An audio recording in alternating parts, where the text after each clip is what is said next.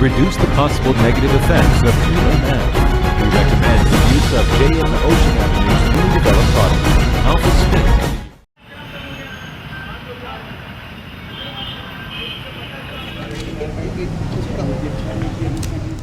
I'm here with disturbing news about our favorite gadgets, cell phones, tablets, Wi-Fi, etc. Putting it bluntly, they are damaging the living cells in our bodies and killing many of us prematurely. I'm Dr. Martin Blank from the Department of Physiology and Cellular Biophysics at Columbia University. It is distressing for me and more than 160 colleagues who today are petitioning the United Nations requesting that they address this problem. We are scientists and engineers, and I am here to tell you we have created something that is harming us, and it is getting out of control. Before Edison's light bulb, there was very little electromagnetic radiation in our environment. The levels today are very many times higher than natural background levels and are growing rapidly because of all the new devices that emit this radiation.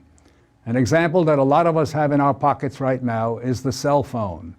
One study shows that as cell phone usage has spread widely, the incidence of fatal brain cancer in younger people has more than tripled.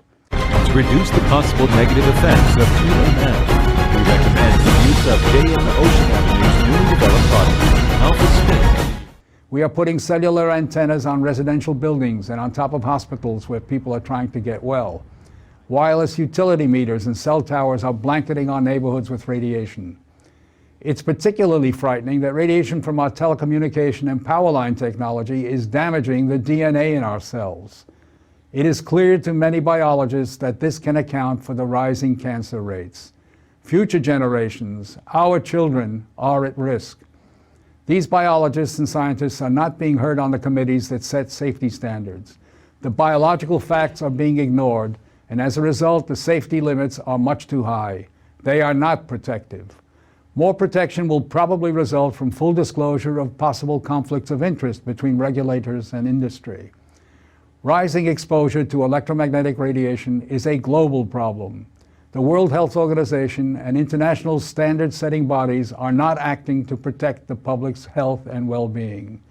International exposure guidelines for electromagnetic fields must be strengthened to reflect the reality of their impact on our bodies and, in particular, on our DNA. Although we are still in the midst of a great technological transformation, the time to deal with the harmful biological and health effects is long overdue.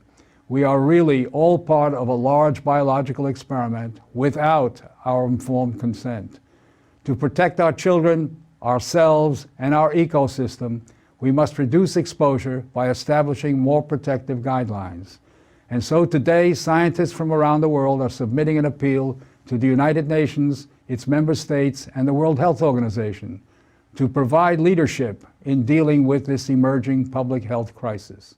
To reduce the possible negative effects of EMF, we recommend the use of JMOA newly developed product, Alpha Spin.